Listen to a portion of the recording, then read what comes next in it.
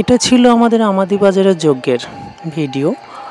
আর গত 5ই বৈশাখ হয়ে গেল আমাদের আমাদিবাজারের যজ্ঞ। এটা ছিল যজ্ঞের লাস্ট দিনের ভিডিও। তো বরাবরের মতো আমরা যজ্ঞে গিয়েছিলাম, আমরা সবাই মিলে যজ্ঞটা দেখতে।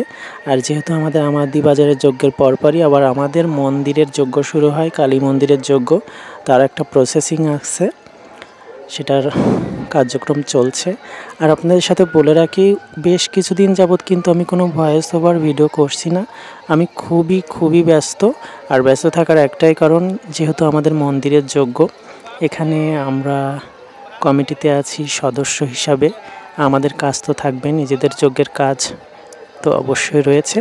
এই জন্য ভিডিও তেমন একটা ভয়েস ওভার করা হয় না, শর্টস ভিডিও আপনাদের জন্য আপলোড করি। আর আপনারা আমার শর্টস ভিডিওতে, বিশেষ করে ইউটিউবে আপনারা প্রচুর ভিউজ দেন, আমার লং ভিডিও তেমনটা ভিউজ হয় না। এজন্য মাঝে মাঝে আমি আশাহত হই লং ভিডিও করব কি করব না, কারণ লং ভিডিও দিয়েই কিন্তু আমার যাত্রা শুরু হয়েছিল।